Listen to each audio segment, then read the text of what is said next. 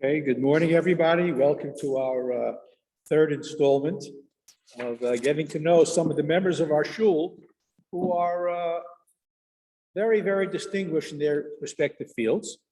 Loewy is a member of our shul who is a very, very accomplished individual. I don't want to embarrass him, but I'm going to anyway by reading all of his accomplishments. He is currently a dean at the Touro College of Pharmacy, Touro University College of Pharmacy. He's been involved in pharmaceutical research in many very important companies.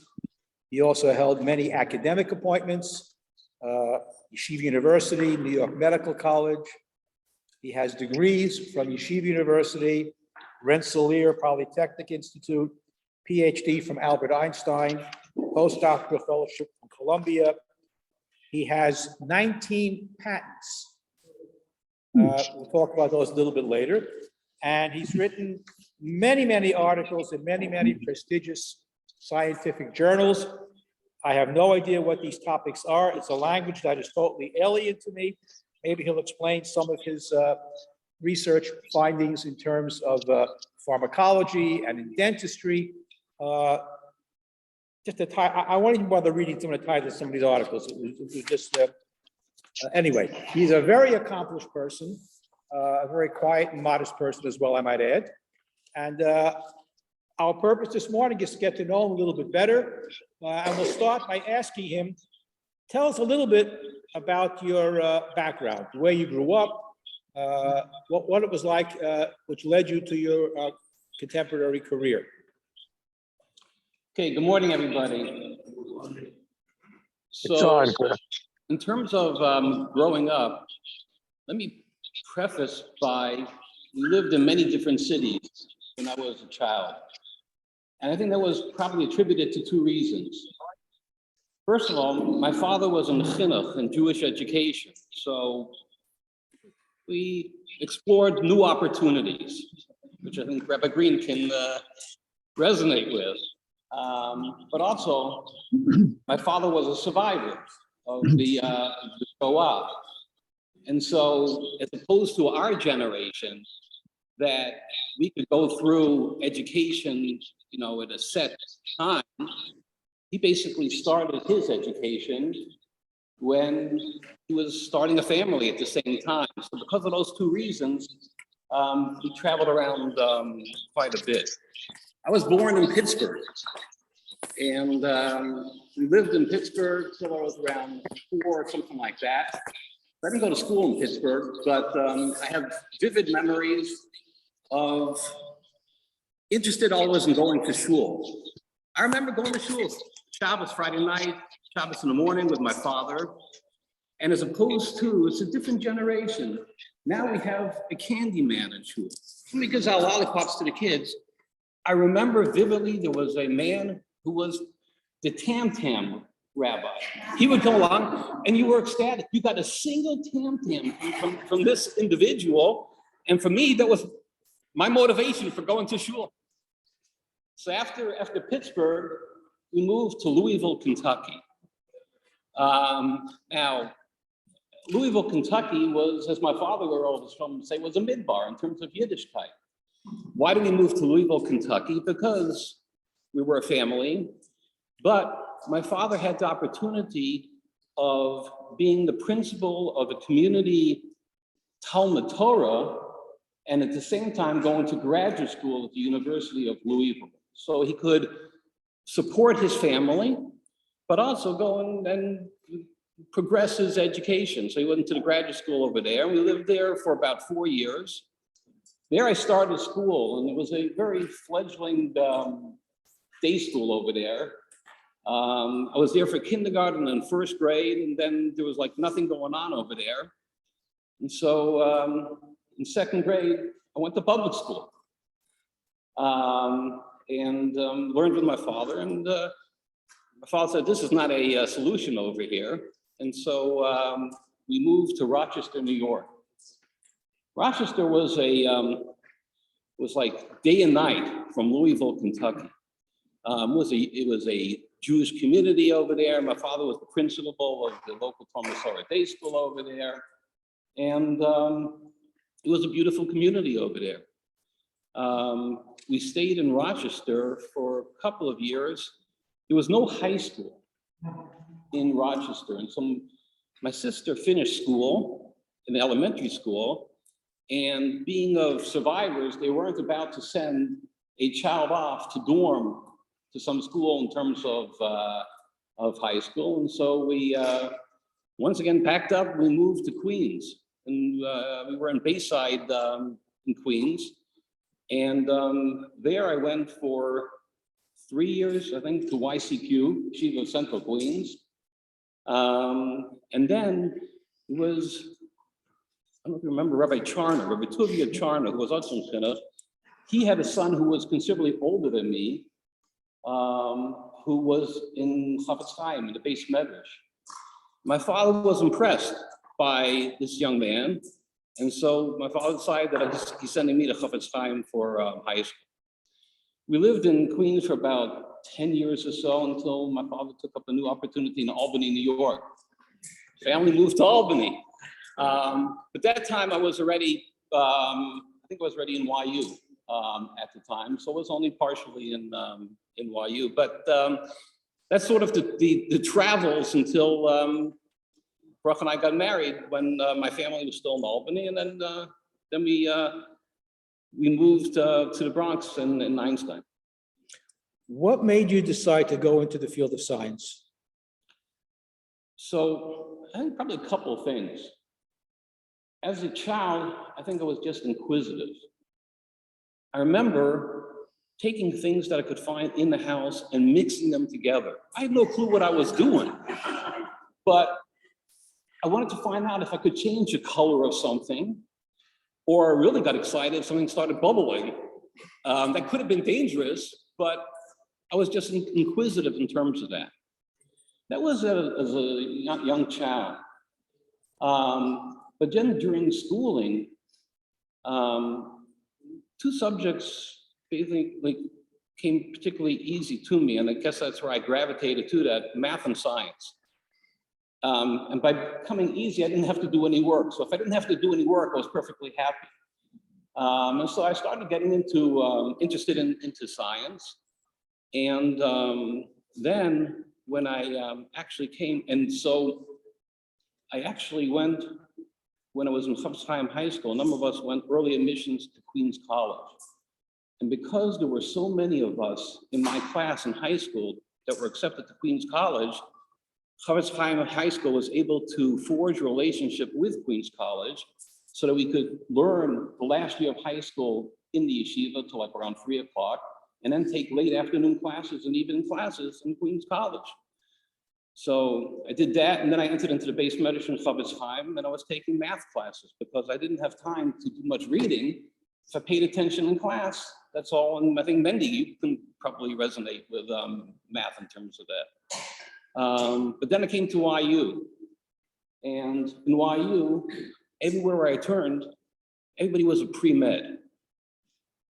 I had no interest. I had no interest in going into the medical field, but the strengthening was science, and so I figured, all right, I'll take the science courses, and that got me interested. And in the summertime, with the family living in Albany, I got a job working in the summers in the New York State Department of Health research laboratories in Albany. They were magnificent labs over there. And they were a young fellow, and they treated me as a professional, nice people, and I got interested in doing science. And so that's why I sort of embarked upon that as a career. What brought you to Fairlawn? So what brought us to Fairlawn? I would say probably 3 things brought us to Fairlawn. We were still living in Einstein in student housing, and I had a job in a biotechnology company in Westchester. Rachel was working in Long Island in Adelphi University at the time. So initially we figured in terms of proximity, maybe West Hempstead would make sense for us. So we started looking in West Hempstead, and it didn't work out over there in terms of looking in West Hempstead. And then we shifted gears and we said, what about if we look to New Jersey? So I think there's 3 things that basically brought us to Fairlawn. Number one is, and we basically shared it with our children, when you're looking for a community, it's really important to find a Rav whereby you feel that you can learn from and benefit from as in the community. And we were privileged, Baruch was privileged from a child of having a kesher, having a relationship with the Rabbi and Chevy. And thank God, the Rabbi and Chevy have been, I think, in every one of our simchas, from our wedding to every bris along the way. That was a big motivator in coming to Fairlawn. We knew the Rav of the community. Then, Baruch was still in Adelphi, I was in Westchester, and at that time, I think we had only a Dean and Ephraim, but we need babysitting support. So my in-laws lived in Patterson. So Fairlawn, Patterson, proximity, so it made sense in terms of why don't we explore Fairlawn in terms of that? We decided that would be a tremendous asset of being very close to my in-laws. And the third and very important thing was community. I think it's all of you that really brought us here to Fairlawn. We were looking for a heterogeneous community, not in terms of, I didn't want to be in a community whereby this person was next to me in the morgue dorm in YU, and this person was on the other side. I didn't want to go where everybody was the same kind of background. And I think one of the benefits of coming to Fairlawn was that there were all different types of individuals over here. We all have learned over the years from each other, but no matter whether you wear a black hat or you wear a kippah sruga, one community. And I think very uniquely in terms of the community was, there was no generation gap when we moved here. We were young couples over here, but I remember very vividly of us and our children in terms of interacting with some of the more senior established people in the community. And it was one community. And I think that's a unique aspect of Fairlawn. And I think for those three reasons, really, that's what brought us here to Fairlawn. You started out your professional career as a professor. You taught at YU for many years and other places. What made you shift from academia to research? So actually, I've always been a researcher. So I think probably 90% of my efforts have always been in terms of research, and a small percentage of my efforts have been in terms of teaching. When we were in Einstein, we both had fellowships from the government in terms of our graduate degrees. That's what we lived off of. But there was an ad that went up on one of the bulletin boards in Einstein one day that said that Yeshiva University was looking for undergraduate faculty. And so I applied, and I was offered a position to teach in Yeshiva College. So that, by being in graduate school, I was teaching in YU probably twice a week already. At the same time I was doing my PhD. But I enjoyed it. And then when I went up into the commercial world, where I went into companies initially, I always kept it up in terms of teaching. It was refreshing. I would do research and developing products, for most of my day.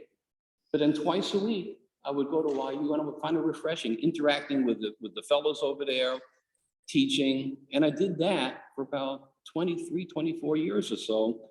I was on the faculty of YU. I had to give up teaching when I was in GSK, just because of responsibilities. I was flying around. I was spending most of my time, which Michael Glass can resonate to. It was most of the time on a plane. And I just couldn't do it anymore. It wasn't responsible of me to actually, I wasn't around. So I gave that up, and then I came back to teaching probably when I formally joined the Touro family. So, and that was the junction of when Touro actually acquired New York Medical College. So I was on the faculty of New York Medical College for many years. And when Touro acquired New York Medical College, they kind of found out that I was in the mix of it, and they offered me the opportunity to come. And at that point in time, I was kind of tired of spending my life on a plane. That's when I came to New York Medical College formally and Touro. And I've been basically doing primarily research in the Touro New York Medical College organization, and I teach basically once a week. So most of the time in the fall, it's Friday is my teaching day, which I like. And then in the spring, it's been Mondays. And this year, they tell me it's going to be a different day, Thursday, whatever it is. We're not going to have classes on Fridays.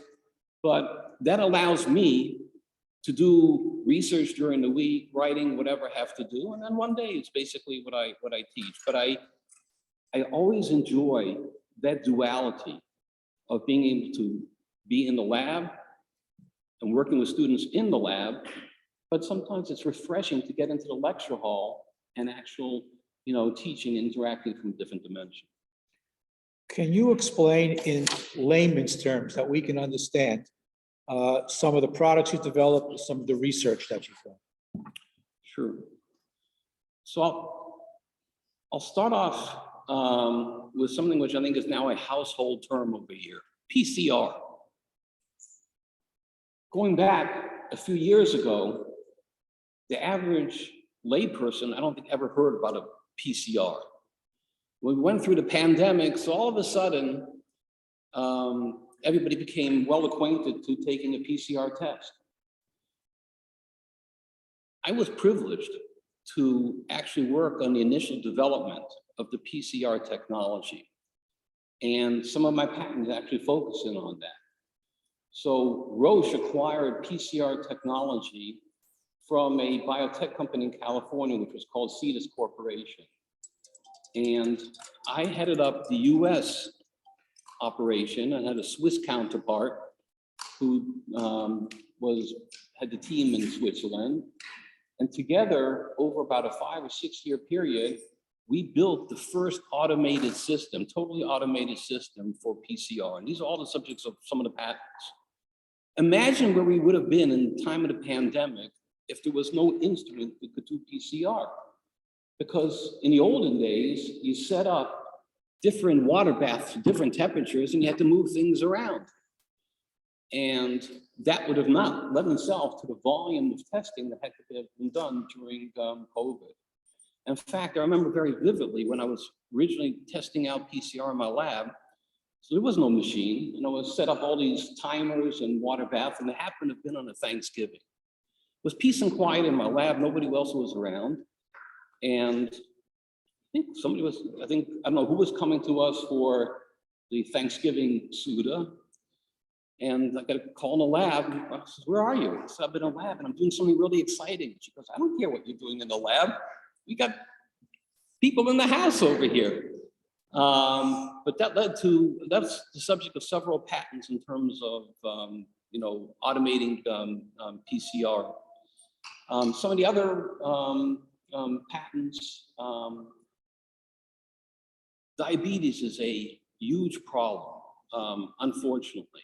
And it's a challenge today. And I visited some of the big companies, J&J, Bayer, Roche, manufacturing lines. And if you ever go into a manufacturing line, these places are huge. They're like a little city over there. And what I observed was that the little strips that are used for determining the glucose concentrations, there were these huge containers alongside the manufacturing lines of rejected strips. So to me, that suggests that they don't have a process. You can't manufacture that. Millions of strips are being rejected over here. So we developed, when I was in Sarnoff, which was part of Stanford Research Labs in Princeton, a fully automated system for sampling blood for diabetics, for glucose monitoring. And the nice thing was that it didn't have any kind of pain to it. Diabetics, when they have to stick their fingers all the time with a needle, it becomes painful. And you see these people that have calluses on their fingers, gotta have rahmanas for those individuals. So what did we do? How many people in here have been bitten by a mosquito? Everybody's been bitten by a mosquito. When do you realize that you were bitten by the mosquito? When it starts to itch most of the time. Rare occasions you actually see the culprit when he's actually feasting on you. So we modeled needles based upon the appendages of mosquitoes, because that was below the pain threshold. A fully integrated device that would sample the blood. We came up with a new process for manufacturing the strips. Report was basically remote to a physician, and that led to a startup company that's out in the Bay Area of California. And I think the other aspect of, and then I'll start with the patents, was in terms of anti-inflammatories. I've always been a big proponent of HaKadosh Baruch Hu has brought us things in this world, and it's our responsibility to recognize the goodness that the Almighty has given us. So if we can derive medicinal products from nature, that's probably the best way. And so my lab has focused for many years on, not necessarily in terms of conventional pharmaceutical small molecules, but what can we harness from different types of herbs and plants and pulling out the chemicals out of that for pharmaceutical interventions. And out of 3 herbs, we came up with a very potent anti-inflammatory that has given rise to anti-inflammatory topicals, ingestibles, oral, and it had remarkable capabilities in terms of tissue regeneration. So people that had wounds, it would basically regenerate the tissue over there. So that's in a nutshell, it's some of the patents that I've been involved with. And right now, I filed a patent several months ago with a collaboration that I have with Columbia University. So this was a two-road Columbia relationship. And I think Touro is trying to figure out how to navigate through patent space now, because it's something new. As the university has evolved, they've got more involved in terms of research, but these are some of the things that happens to be for an antimicrobial that we came up with Columbia. You've also done some work in dentistry, or you want to talk about that a little bit? Sure. So some of you might remember there was a fellow here, he went on Aliyah 20 plus years ago, Aaron Safford. Aaron and I were good friends. And Aaron and one of his colleagues in Israel, they have a periodontal practice together, came across something, and they basically started a company. And since I was involved in pharma and biotechnology, they asked me if I could, give them some guidance, and I was appointed to the scientific advisory board. They, being periodontists, basically were working on different kinds of products for oral healthcare, and that's what got me interested in it. So initially, I was on the scientific advisory board, and then I actually joined them formally for about 2 years or so. And we were developing products for oral healthcare. And it was a great relationship because the research labs were in Israel, in Har Chotzvim, and then I started a corporate headquarters over here in New Jersey, in New Brunswick, I had space over there. And we developed a couple of products that are out there today. And that sort of got me into oral healthcare.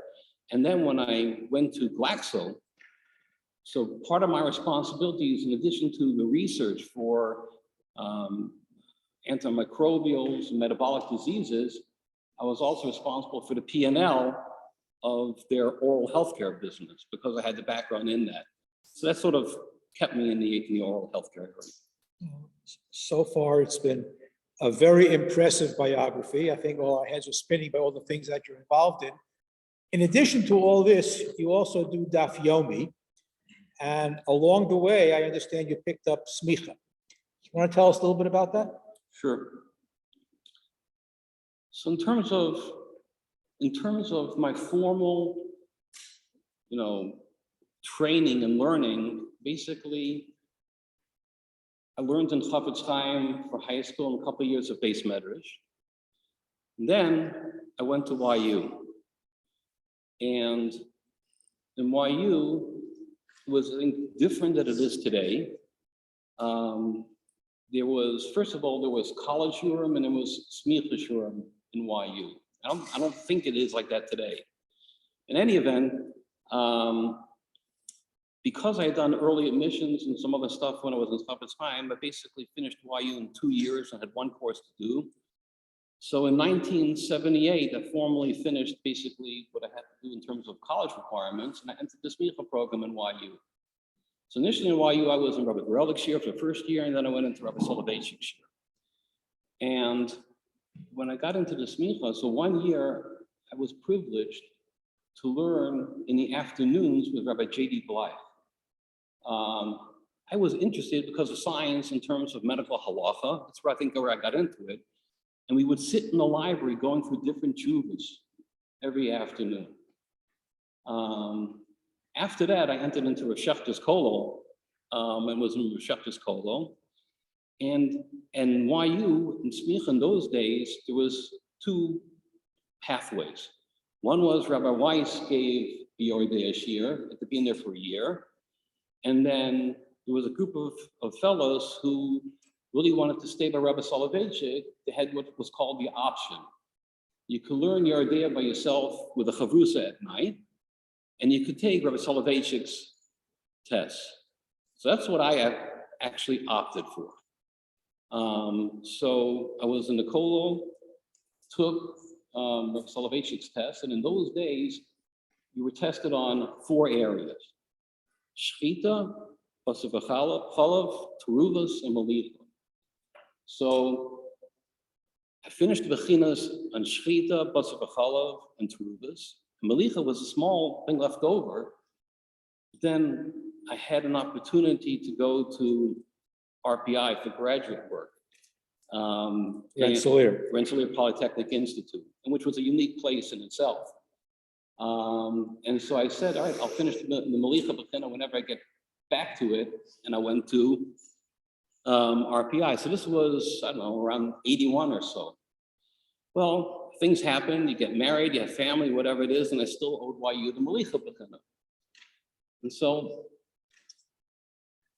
in 2015,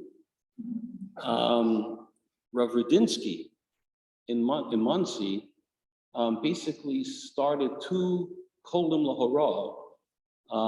One was in Monsey in his shul in Monsey, and the other one was in Passaic. And I basically joined. Initially, I started in Monsey because it didn't exist in Passaic, and Monsey was at nighttime. And so actually, after the workday, whatever it is, we'll drive up to Monsey, we'll learn in the shul. It wasn't easy, whatever it is. And then they started the program early morning in Passaic. And that I did from 2015 to 2018, including written bechinas that we had periodically. And I remember my mother was very proud, Shchon L'Bracha. You know, like after, with everything else that you're doing, you're going back and you're taking your bechinas, whatever it is. And she would tell our relatives in Israel, whatever. And I think it was around 2018 that I finished smicha in this kolel, which Rav Rudinsky is a Rosh Yeshiva or Reuven, and some of the boys, 2 of our boys have learned there. And I remember at the Chag Smicha, one of the poskim in Monsey was there, and he came over to wish me Mazel Tov. And he says, "And who's your nachas?" I said, "I guess it's me," because most of the people that were in the kolel, you know, they could have been my kids. But that's really my journey in terms of, it was probably like a 30-year gap, whatever it is, till I finally finished. So you mentioned your kids. This will be the last question before I open it up to everybody. Tell us a little bit about the names you chose for your sons. Okay, so Ephraim was named after my father, Zichron L'Bracha. We were only married probably about 2 years, and my father was suddenly nifter at massive heart attack at 63. The only grandchild he actually knew was Adina. So Ephraim was named after my father. And because I was privileged to really learn by Rabbi Soloveitchik as well as Rabbi Greene in YU, I really gravitated to the brisker derech in learning, the way of the analytical method that came out of Brisk. And so Yitzi was named after Rabbi Yitzhak Zev Soloveitchik, which was the brisker Rav. And after Yitzi, so unfortunately, Rabbi Soloveitchik was nifter, passed away. And so to Bracha, I said, I really would like to, I mean, he had a really profound influence on me. I was many years in Rabbi Soloveitchik's shir, would walk him back after shir to the morgue dorm, where he had his apartment in there. So I really would like to name, if we have a son, after Rabbi Soloveitchik. So Yossi is named after Rabbi Soloveitchik, Yosef Dov Loewy. And then when Sruli was born, so I said, Baruch Hashem, we've had the privilege of naming our children after Gedolim. So we decided to name, well, actually, I remember, Baruch was very, very easy with this. I said, I'll give you three choices. I said, one would be the Chazon Ish, Rav Avram Yishaya.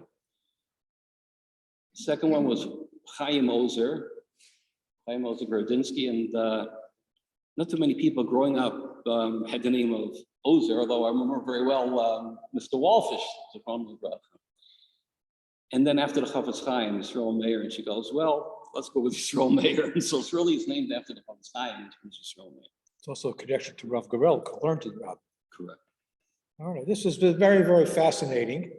If you didn't know much about Tzvi Loewy before, you have a great deal of information now, very impressive, both in the area of science and the area of Torah. And I'd like to open up to the floor, any particular questions you have. Yes, okay, yes. One quick question on Lumber. Did Rabbi Soloveitchik give any credit for the speak of differences he had in YU? All right, the question was, did Rabbi Rudinsky's Kollel give any credit for the learning you did at YU? The answer is no. So I mean, that's the short answer. So basically, it was all starting over, but it was totally, new, whatever it is, which is not a bad thing, because I mean, actually, it's a good thing, because I mean, Techazer is always very good, and I will say that my chavrusa that I have till today is the same chavrusa that I had in Chafetz Chaim 45 years ago. So we learn every morning in Pseic, but we've been learning together for Baruch Hashem many years. And the short one is, tell us for a second about, when I remember my coming to Maryland, you were in charge of the Shomrei Torah Purge. At least what I remember, you were at the beginning of our meeting. Tell us about it. The question's about the Shomrei Torah Purim spiel. Outside of attending, I don't think I was ever in charge of, I mean, maybe the kids got involved with it, whatever it was, but no recollection of that. Yeah. A few quick questions. So first of all, do you ever sleep? In terms of Chafetz Chaim, did you ever consider staying on? I know it takes a long time to get sleep out there, but did you ever consider staying on at that point, or you were ready to go to college? And can you describe the difference between Chafetz Chaim style? The question was whether you want to stay on at Chafetz Chaim. So that's a great question. The answer was yes, I wanted to stay in Chafetz Chaim. But my parents were probably more maybe pragmatic or whatever, and Chafetz Chaim is like a 14-year program. And they basically said that this is not gonna work. And I was a good citizen, you know, I listened and, you know, I went to YU and what's that? So, okay, so when I came back, I learned a year in Chavetz Chaim in Israel, and I wanted to go back for a second year. Now it's almost automatic. Our kids go back for 2 years, grandkids, whatever it is. I figured I was going to outsmart my parents. So I walked off the El Al plane, almost around this time of year, you know, close to Av, literally just carrying my tefillin and maybe like a carry-on bag. And my mother said, "Where's all your stuff?" You know, we sent you with a couple of suitcases. I said, "I left it there for next year. I figured if I would leave it there, so you know, that would prompt them to send me back over there." So my mother said, "I have no problem buying you another wardrobe. You're not going back there." And I think till this day, I think some of my cousins are still walking around with my clothes that I left over there. But I really wanted to stay in Chavetz Chaim, and I remember when I shifted to YU, so they called me up from Chavetz Chaim, and they said the Rosh Yeshiva, which was Rabbi Leibowitz, Zichrono Livracha, wants to meet with you. So I met with the Rosh Yeshiva at his house, and he had a very, very modest study in his house, and he had a map of the United States in his office, which was atypical for Rosh Yeshiva to have a map of the United States. And he says, "We in the yeshiva envision you opening up a Chavetz Chaim branch." I don't know where it was. And he had these push pins in over here. And I had a very difficult position of trying to explain to the Rosh Yeshiva that, thank you, but I really wasn't me. I wasn't interested in opening up a yeshiva. I was interested already in certainly learning, but I wasn't interested in going into science, whatever it is. But that was a little bit in terms of the Chavetz Chaim background. Okay, I think the feeling of anybody who's learned intensively in any yeshiva is to stay there, and the pull is very, very strong. And some people resist it. Some people will stay in the yeshiva for their entire lives, but you've certainly made some tremendous strides, both in the area of Torah and in science. If I could be a little bit, I guess we're patriotic to YU, it's Torah, Umad, V'Makom Echad. You certainly lived up to that. I want to thank everybody for coming. I want to thank Tzvi for sharing his biography with us. Thank you all. Have a great day.